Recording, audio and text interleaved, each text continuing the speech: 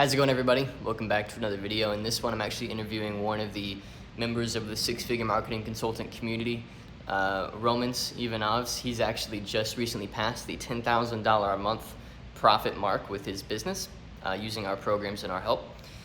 He started pretty much from scratch. I think he was doing about $1,000 to $2,000 a month, had a client here and there, but just couldn't figure out how to scale. He's got a really interesting story, and we go really in depth in this interview. It's not, I don't try and do hypey interviews. I don't try and make it unnecessarily energetic. It's just very real. We're talking about things that we would probably talk about if we weren't recording, right? Just normal conversation between two agency owners. So hopefully you guys can enjoy this video. Hopefully you take something away from it. If you enjoyed and you liked what you watched, leave a like, comment, helps the algorithm, helps push this channel to new people. As well as that, you can schedule a free one-to-one consult regarding the six-figure marketing consultant using the link in the description or the link above. And it's the same call that Romans took. We made him an offer, got him into the program. And we really only make offers to people we think we can help.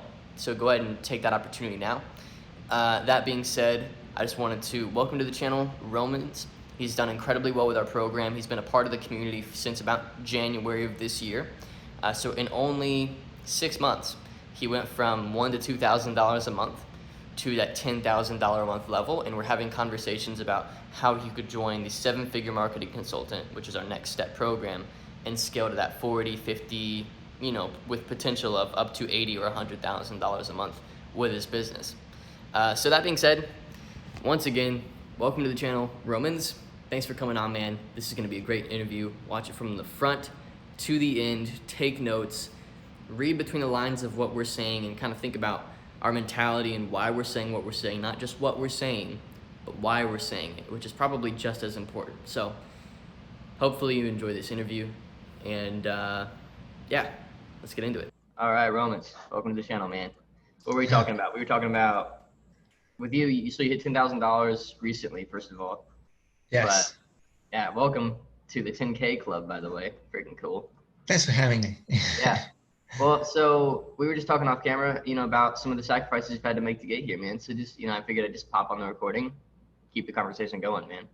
So, for myself personally, it was isolation. It was cutting out certain people, cutting out certain habits. I don't know. It's not what, I don't know where you are on that. I know that it's been a big thing for you. Yeah.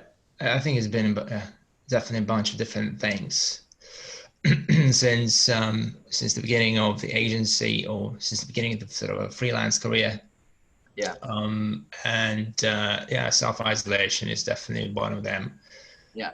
So when we sort of hit all that Corona lockdown thing in the UK, it wasn't a big deal for me. The only thing that I had to adjust is I needed to adjust my workout routine and social life, obviously. But was it worth it? Was it all worth it?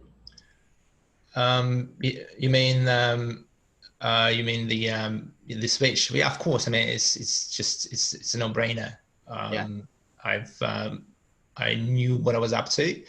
And I've actually made an interesting deal with myself. Before I even started an agency, I told myself, look, it's going to probably take a couple of years, 2 to 3 years, to build a very solid foundation for the agency that you are aspired to create. Yeah. And it would probably mean that you will have to sacrifice quite a lot of things, especially in the first year, your social life, dating and all that stuff. And I was like, okay. Yeah, dude, I didn't have any friends or even hang out with any women for 2 years. Yeah. Yeah. So it's like I was in the very beginning, I was totally cool with that. I knew what I was getting into. Yeah. I think it's interesting that, you mentioned 10K thing, and I don't know how well do you remember our conversations, our coaching calls, but I set a personal goal to hit 10K in May 2020. Mm-hmm. So I did that in June. 1 month later, it's not a big deal actually, but I almost forgot Yeah, that I that's how forgot it about works. the goal. Yeah. That's how it works. Yeah, I had in pin on my work area at my parents' home before I moved into my apartment here. Yeah. 20,000. I'm not even kidding. This is what I had written down. $20,000 a month. Jaguar F Type, which is a car I want, and first watch, first Rolex. Yeah. Those were my goals. Like it was super materialistic, super, but it worked. Like when you have Yeah. it staring you in the face like that. Yes. And I've never got the car. I could get the car. It wouldn't be much for me to. I just don't care to at this point. I might. Why did you decide? Did you like? Was it because I'm thinking about the car, Yeah, but I it's do not a car. know Well, it's just the like only thing for me is Indiana. Things are so spread out. mm, So I would put so many miles on this thing so quickly. yeah. And so I almost need a car that would last. So if I'm going to get a nice car, it's going to be a non-daily driver. Mm, And so I want to fully just pay off. I have a Honda Civic right now, and it's yeah. fine. Great mileage. It's awesome. Awesome. Yes.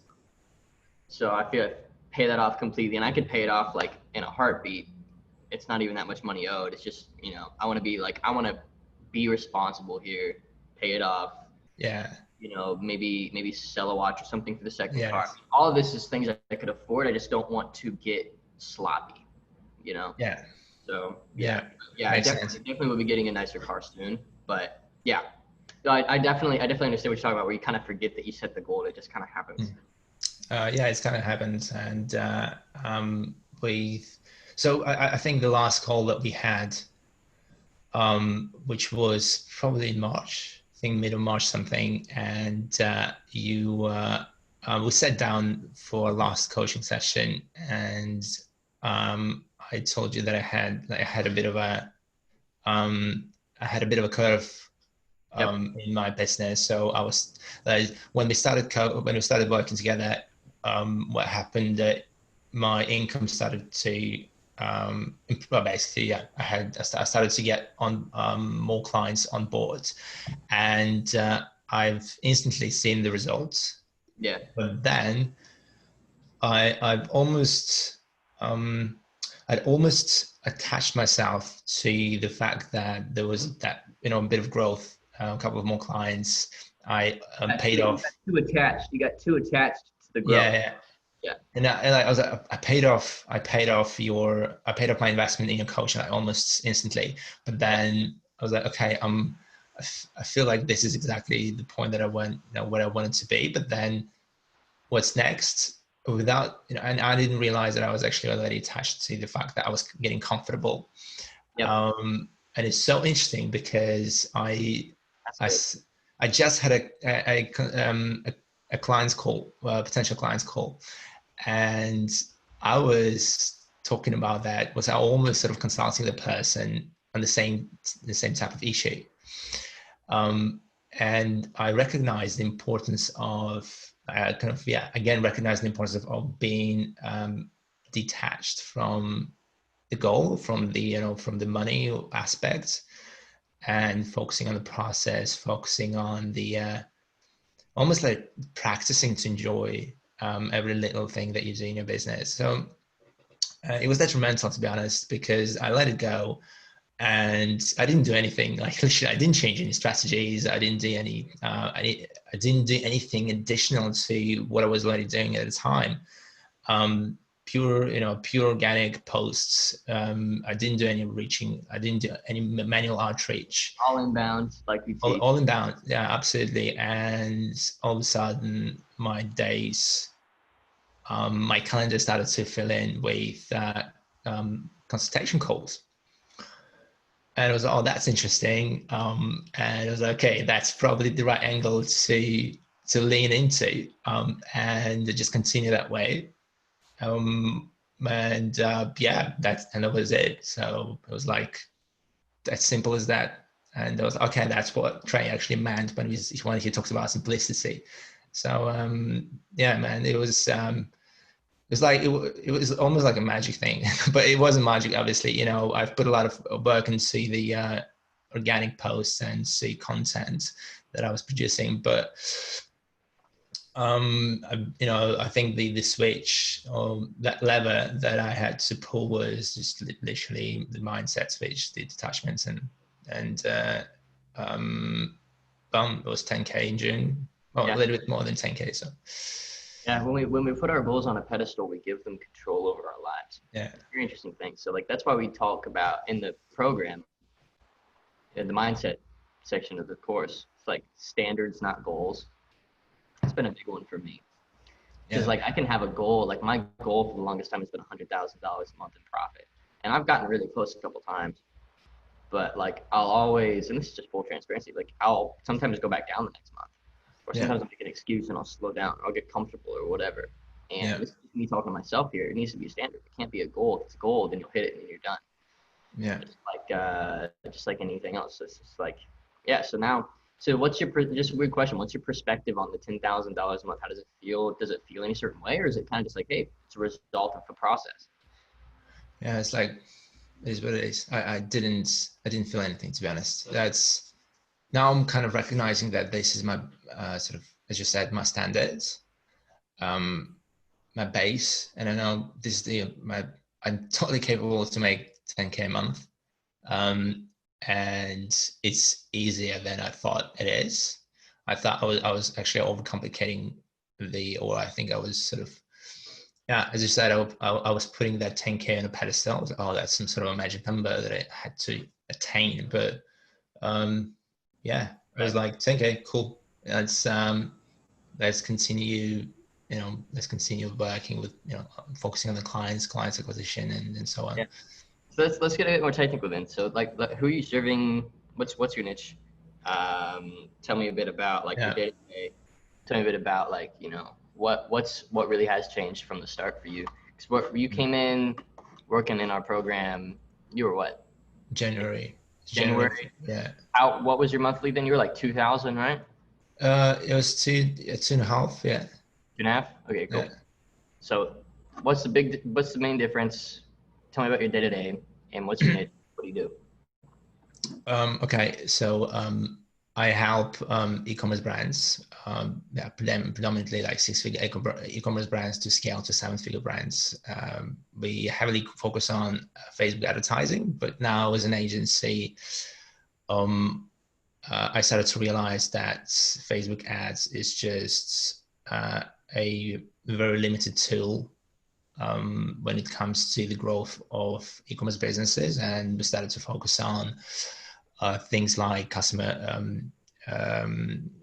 conversion rate optimization, email marketing, brand strategy, creative strategy, and I've realized that what I want to build is not just a single mind or like very sort of one way isolated agency that focuses on solving a very particular problem. I realized that I want to build a more like an agency brand incubator where we start actually growing brands, helping brands grow from a holistic point of view.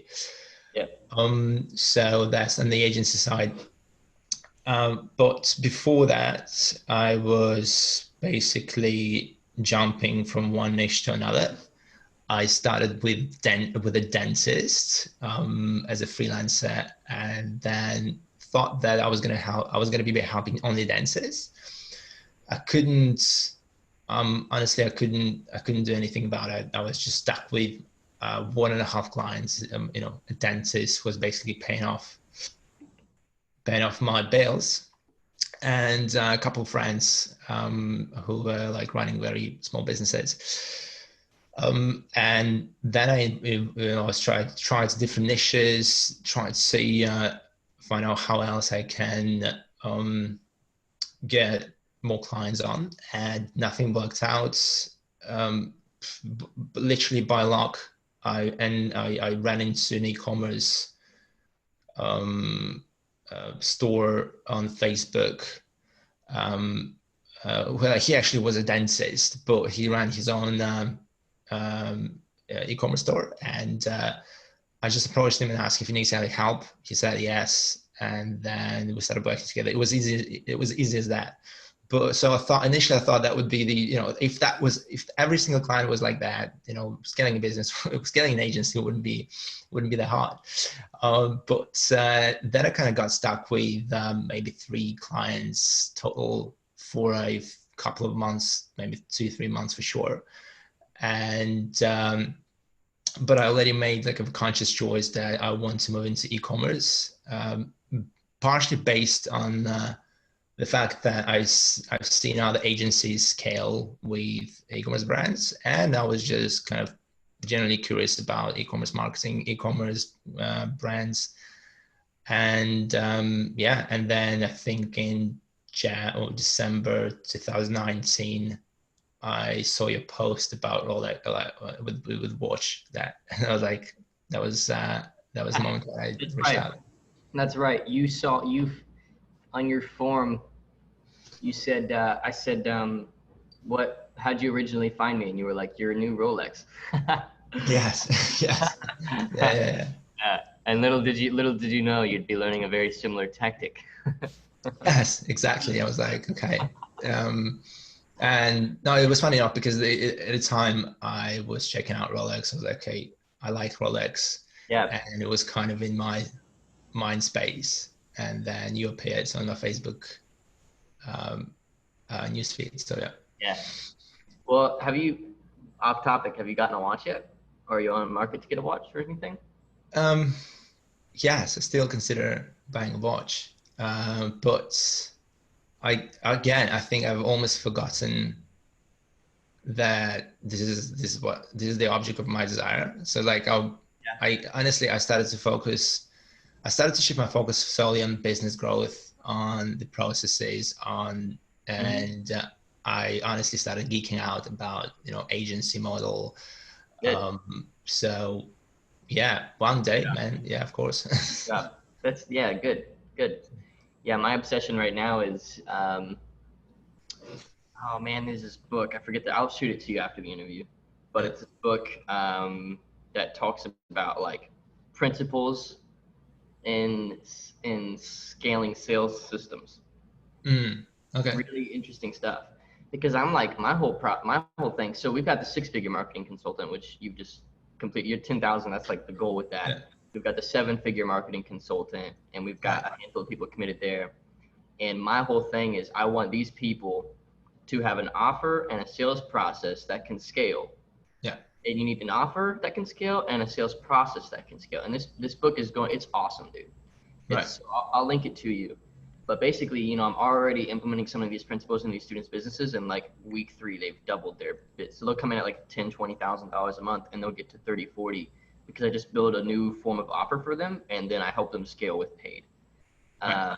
So that's been my focus for my business because YouTube organic for the education side has been huge, and then Facebook organic for the agency side has been huge. And then I've been throwing money at paid kind of just blindly because we have so much freaking cash. I'm not really Yeah. even tracking it properly. I'm just kind of going and but I want to get very intentional with that. So I probably spent 20,000 in ads, 30,000 in ads, Yeah. and I know I've made an ROI. I just don't know what that is. Yeah. It's not being tracked. I'm sloppy with it, and I want to get a sales team on board and build offers for the agency that we could sell for $10,000-$20,000 that are streamlined in their delivery, Yeah. which I feel like is a good next step for you as well. But we can have that conversation later. Yeah. What's the biggest thing for you right now that you feel is keeping you from, like, you're at 10?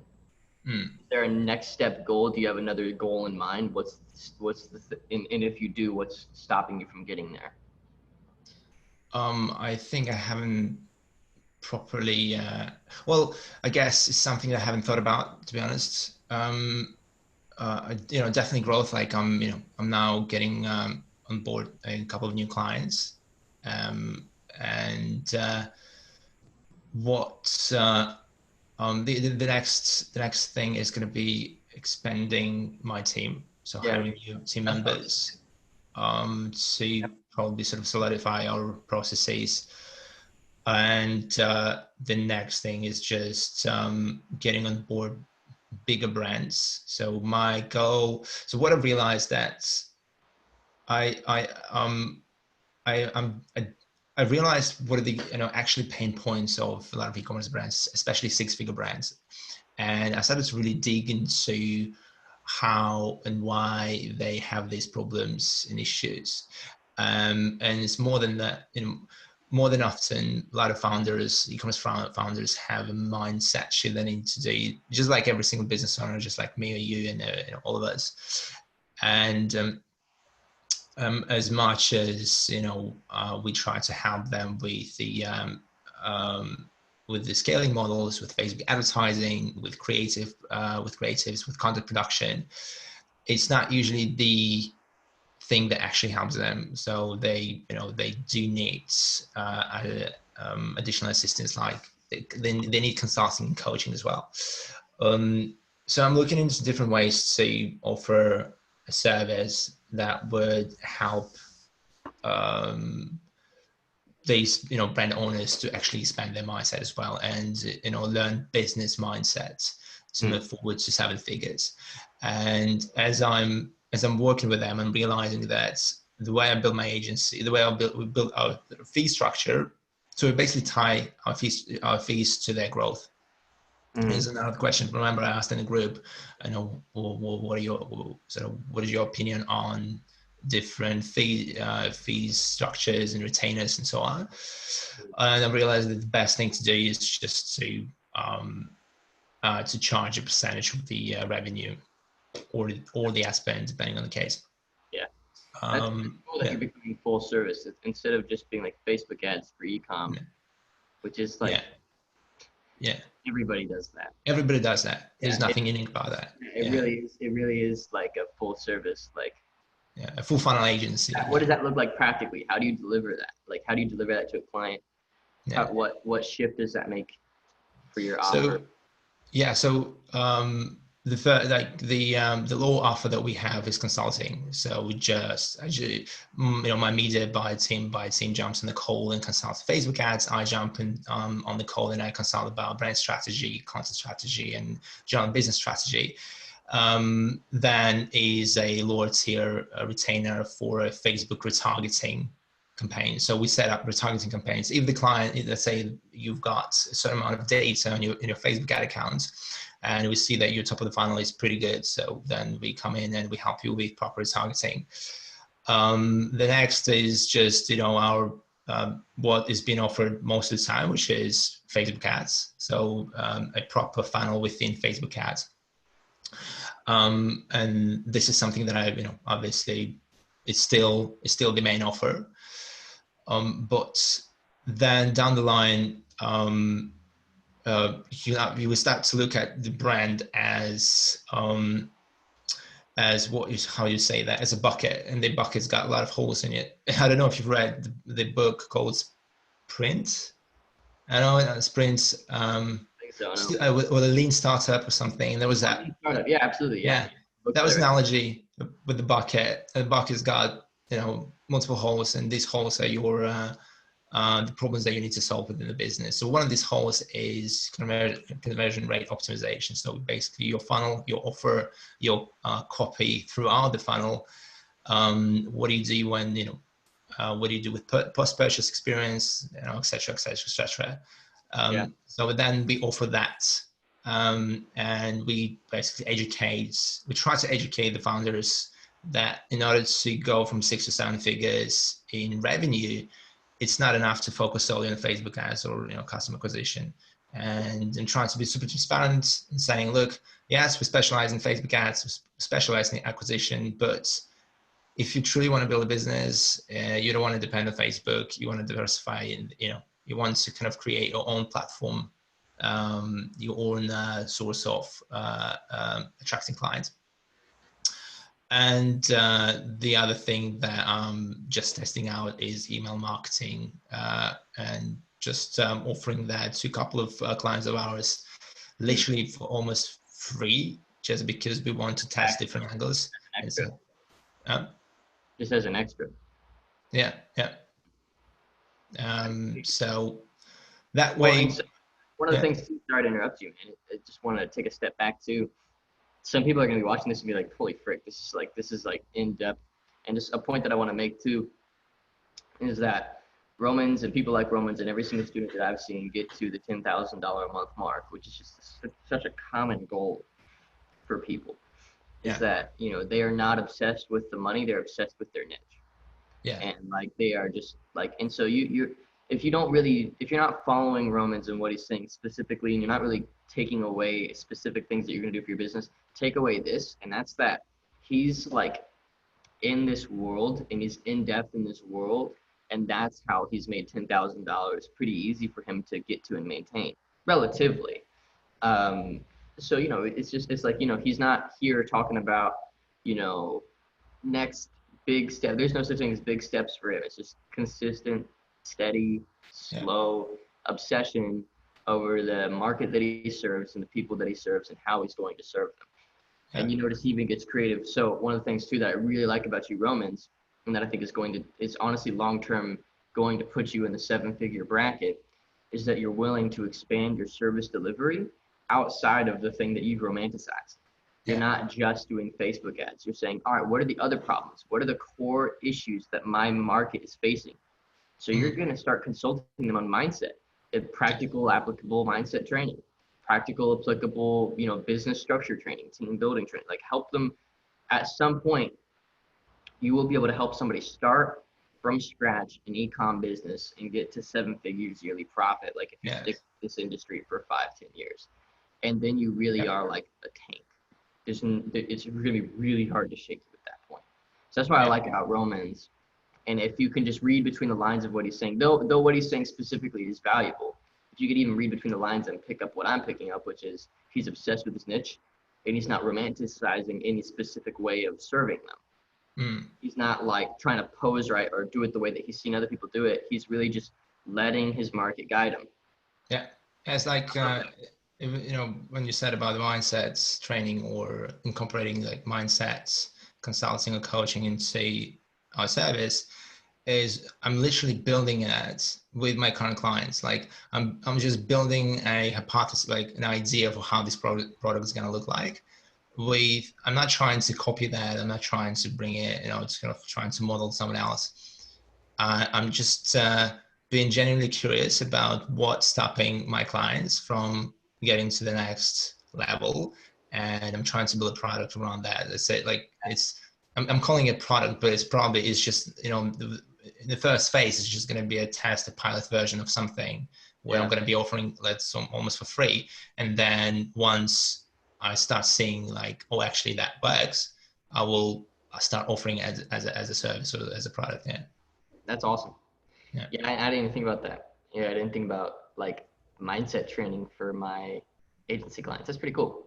Yeah. Pretty cool. Yeah. That's definitely worth investing in. Yeah, it is. I think, I've started to really value, I guess, cherish my mindset after we've worked together. Like, and it's just not, I'm not trying to sort of um, tell you how awesome you are, like how things went well on my side because of our work, but just I fully immersed in, I knew that coaching does just so much. You just, let's say you share the knowledge, and then what the real work happens between the sessions or after the coaching, right?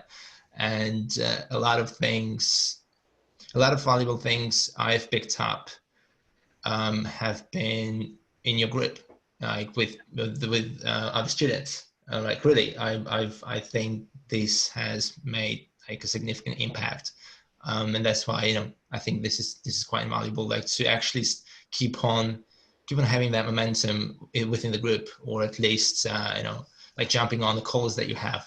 I don't always have a lot anything to add, but when I'm listening to what people are saying, it's just, oh wow, I've never heard about that, or I've never heard about this. So it's cool. Yeah, that's good, man. Yeah, that's what I'm trying to do. It's why we actually still take calls for the program. Like, and I'm on most of them still because it's like that is really important. Yeah.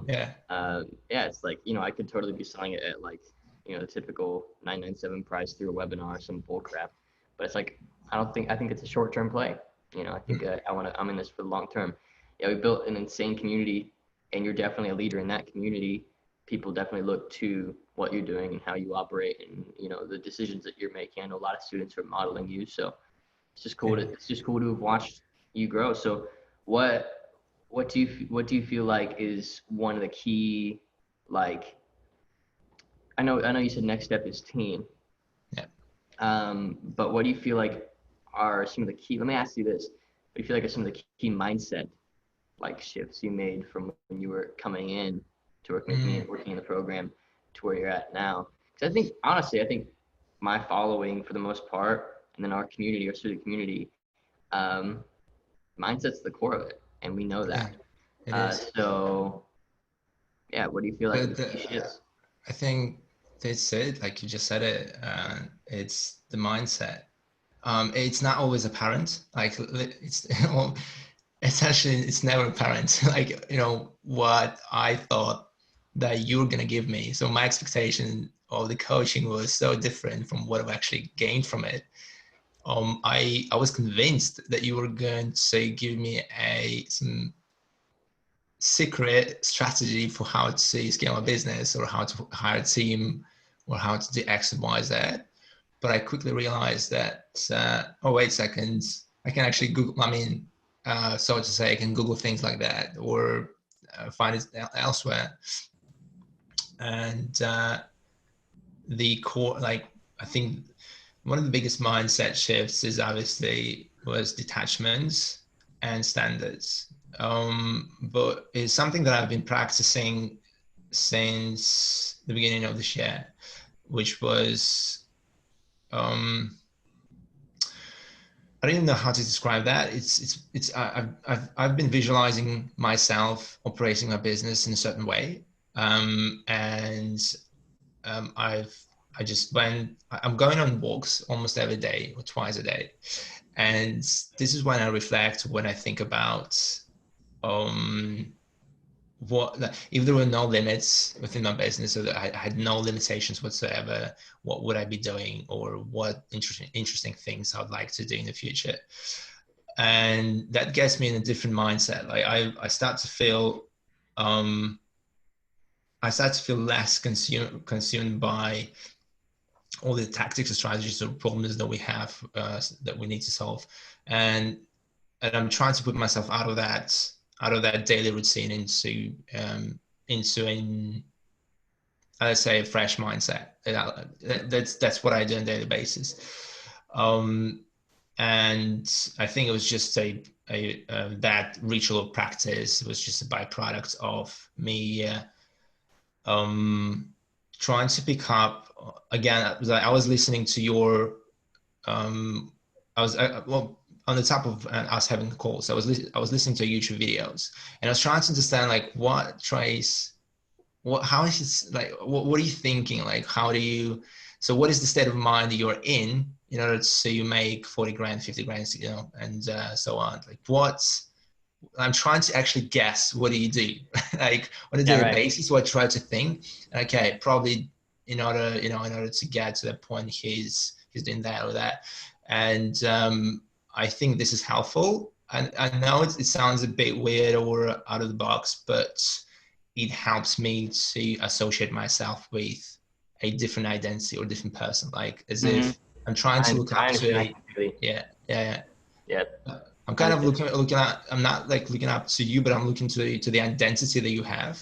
And I'm Yeah. trying to be in that identity as well, if that Yeah, makes for sense. sure. And that's why you see such a common thing in this industry. It really does feel like everybody's kind of modeling everybody, Yeah. and it's just this kind of, it kind of starts to become this like echo chamber of like people with Yeah. very Yeah. similar. So there's an unhealthy version of that, and then there's a healthy version of that. The healthy version is, what are they doing that I could apply to myself and innovate on? The Yes. unhealthy version is, if I just be them, I will be as successful as they are. It's, so there's an unhealthy and a healthy way of doing that. Yeah, I love that, dude. I'm the same way too. Like, I have certain people that I've worked with or been mentored under, and whenever I'm on a call with them or whatever, I'm not even listening to what they're saying. I'm trying to figure out why they're saying what they're saying. Yes. Yeah, Yeah. because I want to It, understand the way they think. yeah. Yeah. It feels that this is what, yeah, it's like actually the same thing I'm applying um, to our clients or to the customers of our clients, obviously, because we serve, or we work with brands, but we don't directly serve our clients. We help them serve better their customers, right? Yeah. Right. They want more in simple terms, they want to make more money. They want to build a better business, which means they need to serve their customers better. And our job as an agency is to help them do that, right? So, which usually, so that helps us to start asking different questions, like why their customers buy from them, or like why their customers would buy from these particular brands.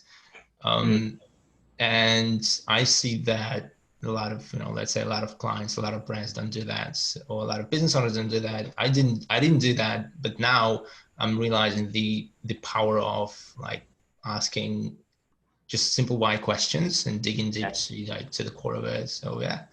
It really is that. It really is like, it is a very simple thing once you get all the unnecessary complexity out of the way. So it's like, it really is just like, you're going to get paid on the value you bring.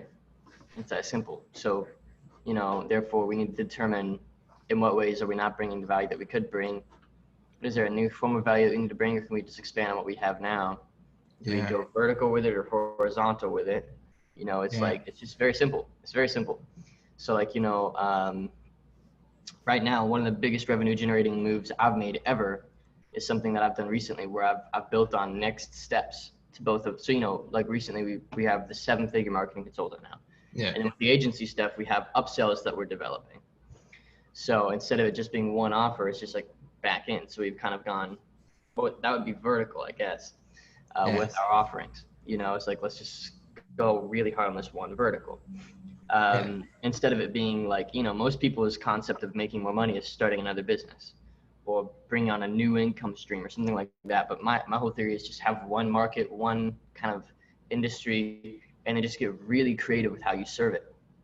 I think that's the angle. Like, like if you're like creating a new angle for how you're serving clients. And I think this is what, because like a lot of people trying to jump from one niche to another. I used to do that obviously when I was a freelance, but the whole reason I was doing that, because I just didn't realize the value, or the value of sticking with one thing, with one offer, until it actually works. And then only then I can start to be a little bit more creative with how I offer it, or what I do, and like offer something else. So certainly the way to do it. So and it to me feels like such an obvious thing on this side, but it's so easy at the beginning. And I remember when I was starting, it was so easy to think that what I was doing was the problem, like the niche was the problem, or the service was the problem, or something. Whereas in all reality, like there's never, it's almost like I honestly believe this, there's almost never anything wrong with the industry. There's almost just always something wrong with what you're bringing to it. Like, how are you approaching it? Like you can make money in every industry. Like there is no such thing as the inability to make money in a certain industry, as long as you're willing to pay. There's a great book that I read. It was one of the first books I read when I first started my journey as an entrepreneur, called Who Moved, I think it was like Who Moved My Cheese or something like that. It's a good book. It's just basically talks about the willingness to adapt as the market changes. It's really that simple. Like if things shift with it. Don't have some romantic version of what your business is supposed to look like. Just what works, scale it. Like that's one of the big tips I think that Romans and that I can give to the people who are watching this right now, is to not have this weird attachment to what your business is supposed to look like, or what you want it to feel like. Don't get overly emotional with it. Just be a scientist. Test things. I like to call it baking muffin businesses, like little muffin ideas. And then if those ingredients work and your customers are eating it, bake the whole dang cake later. But don't bake the cake now. Test. Put out a bunch of tests. See what works and scale on what works. And you just stay a scientist. And I think that's what Romans has done, because and the evidence of Romans having done that to me is in the fact that he's willing to expand their services to meet what the niche needs, and doesn't have some weird again, so I say the word romantic because it really is, and you've seen it, man, in our community, even in some cases, like they have this weird romantic idea of what it's supposed to look like to succeed, and they sabotage themselves. So have no Yeah, presuppositions and just yeah, stay completely scientific. it is. Yeah. It is very. It is, sometimes it's like it's actually very simple in the very beginning. It looks like you've got to come up with some weird sort of rocket science strategy to get on new clients. But sometimes it's Right. simple as going to Upwork or posting it, making a post. Yeah, sometimes there is a bit of luck involved. Like you never know who. Like there are a lot of things that you can't control, like who was going to see your post. But trust me, like when I got into the when we started working together, I've probably spoken to 3 or 4 students that you've put me in touch with, and I was just I was trying to understand what they do, like in terms of organic marketing, like just basically what they're posting, and tried to do that, and tried a bunch of different things. I tried to go very deep, tried to come up with some really interesting tactics. I don't know why I was doing that, Mhm. but I thought, no, wait, if everyone does that, and I was trying to self-sabotage, Yeah. coming up with Dude. a very complex way of outreach. Yeah. And before I was even making a post, I was already be exhausted about thinking about it. Yeah. So, Some people and I think think, that just because it's complex that it must be better. yes, Because it's complex, it must be. But my whole thing is actually the simple stuff is yeah, what works. It's like just apply the simple things really freaking well. Like people yes, assume that like they draw out this whole fancy follow-up process with like how they're gonna all the touch points and all these things, but they never. First of all, they never do it, and yeah, second of all, even if they do it, it's too much complexity. So yeah, that's why we just teach like 1 or 2 really simple organic methods for getting clients, and then we just stop yeah, talking about it because it's yeah, not supposed to be that hard, and it's not that hard. no, Um, yeah, and I think that's one of the big things that I refuse to do for my students. yeah, They're always like, "All right, Trey, we want a more complex, more systemized." I'm like, "Shut up, shut up. You can get to yeah, 20 grand a month, yes, literally, like posting in Facebook groups." Literally, like just running a niche YouTube channel, like a niche, what, like there's so many ways organically to build yeah, that platform. And it's so funny, dude, how much people crave that complexity. They just crave it. yes. They want that It's feeling of like dopamine. advancement. Like it gives you some sort of a dopamine. Like once you get It it, does. It does. You love looking at this complex system and feeling like, oh, this is my system. But it's like, yeah, I look at my business and it's like 4 moving parts, and I love it that yeah, way. It's really not that hard to manage. We did $80,000 the month before last month, and of course, it was a lot of work in general, but it was honestly easier than when I was at 20 because yeah, it's just like I've simplified it down to a couple moving parts and only a few key roles that I have to play, yeah, and it just gets easy. And it really is, it's a different mindset entirely. People assume that the magic is in the advanced, yeah, but reality is it's the simple things applied well that really push you forward. And that's, I think, why Romans is at that $10,000 a month mark, you guys, is because he hasn't overcomplicated it. He hasn't tried to make it more complex than it actually is. All you're doing, again, we teach this in the program, the only 3 things that matter: set appointments, conduct the appointments, get better at getting results. And by appointments, I mean sales meetings with potential clients. Set them. It could be organically, building a platform, JV with somebody else, whatever. Do them. Actually get on the meetings, record them, get better at them, and get better at getting results for the people who pay you. That's all that yeah. matters. And it's boring, and it's It is. monotonous, and Yeah, it's frustrating sometimes. But that's the yeah, grind. That's what it got is. Romans where he's at. Yeah, it's like even I was consciously realizing that it was going to be monotonous, boring. What I did, I think I've made a screenshot. Yeah, I made a screenshot from the training where there are like basically two squares or something. Client clients Client customer. attraction systems, Yeah, client yeah. results. And it was just there on my screen every single day. I was like reminding myself, this is what you need to do. This is what you need to do.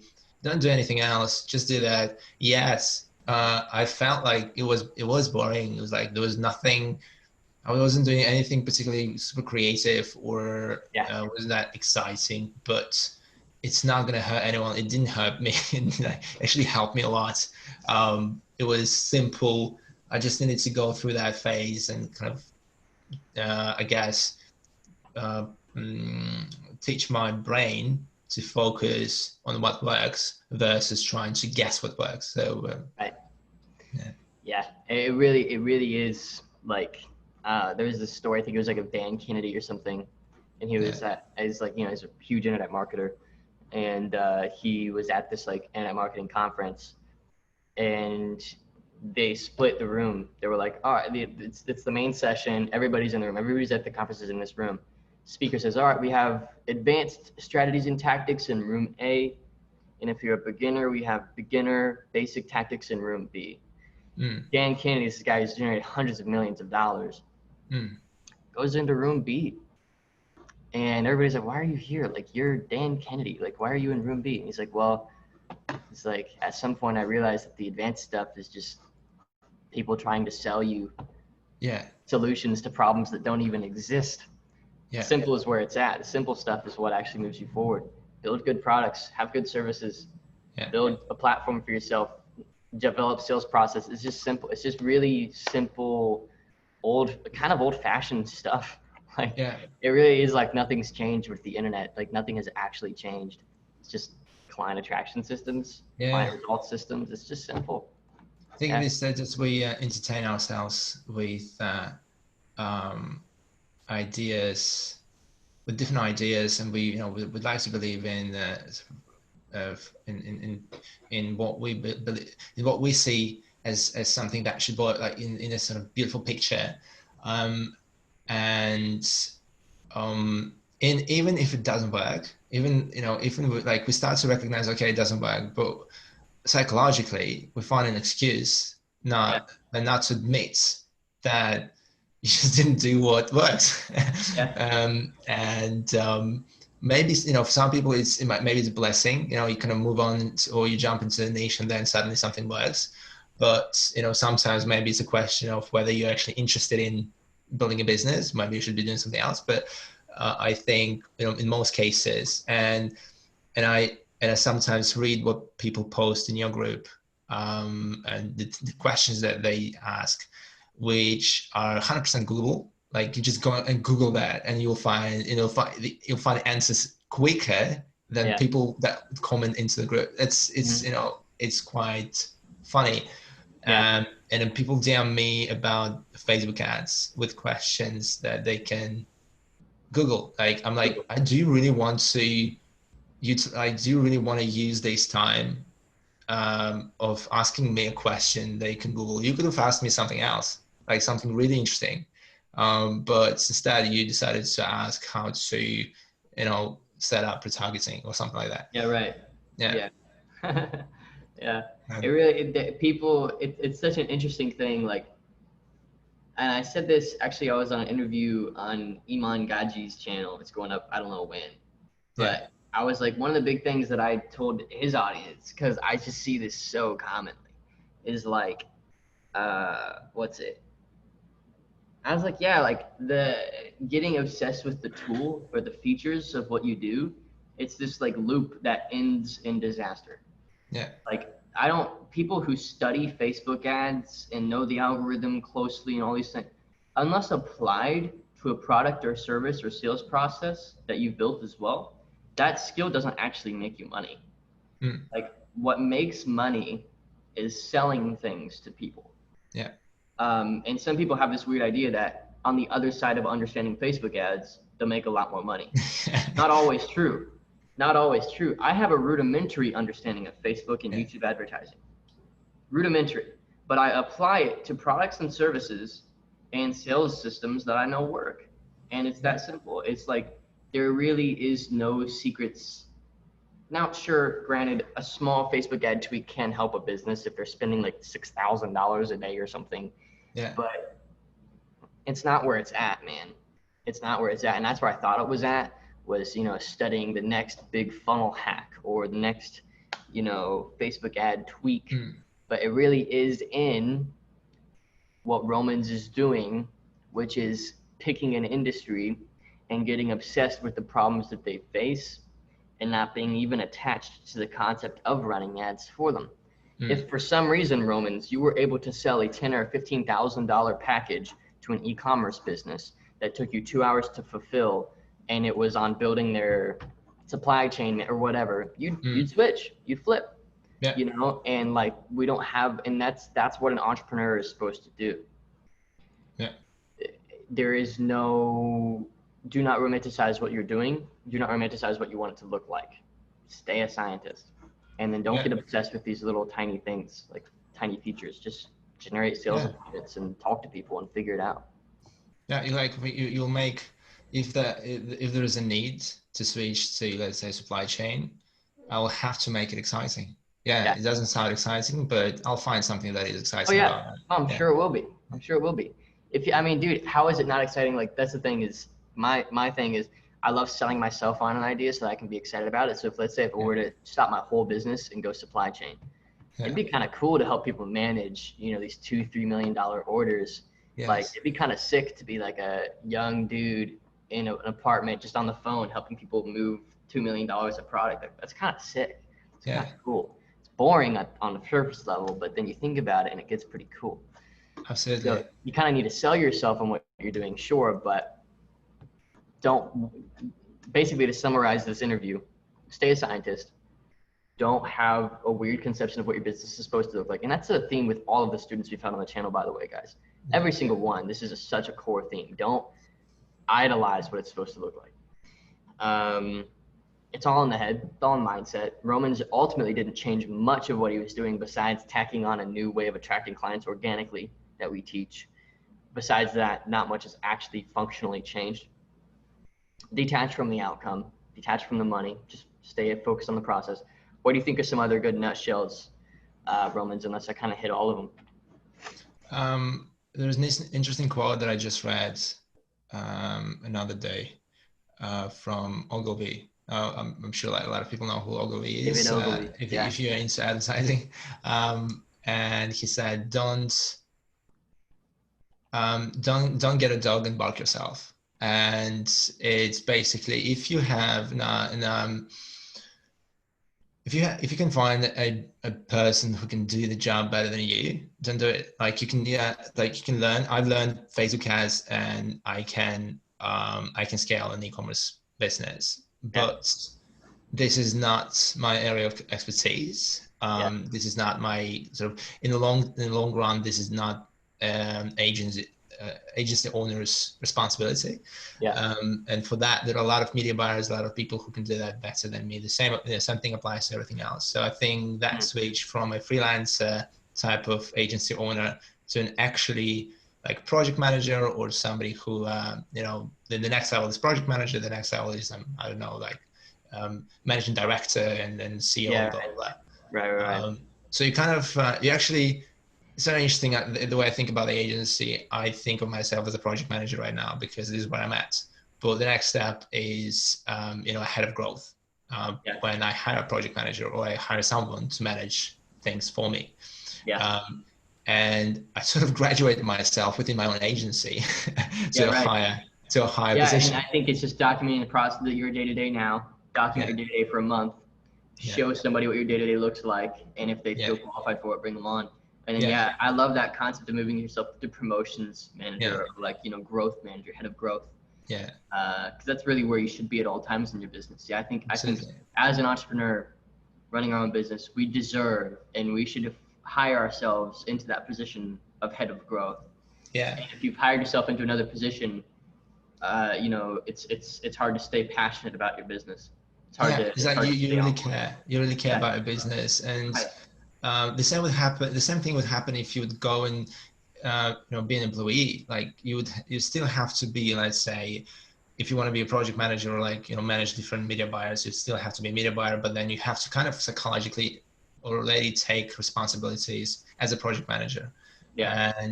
Or if you want to be like the main guy, the top dog in the company, you have to think like that person. You have to kind of promote yourself to that before anyone else does. I think it's all about same thing that you teach, which is identity, or the book, which is the book that you recommend all the time, a site called Cybernetics. Mm-hmm. It's purely like an identity shift. Like you always need to shift yourself to the next level. Yeah. Well, good stuff, dude. This has been a fantastic interview. I'm looking forward to when this goes up. I'll let you know when it gets up. Thanks for joining on the channel, dude. It's a pleasure. Yeah, it was my pleasure. Absolutely. If you guys are in the student community, you feel free to reach out to Romans. I think he's super helpful in the community and just a great team player there. And I'm looking forward to our next interview when you're at 50, 60, 70. Yeah. It's really not gonna be long, dude. It really will not be long. Keep Look forward to that. Yeah, let me help you get to it. Yeah. All right, dude. Pleasure. Yes. Thanks for being here. Nice.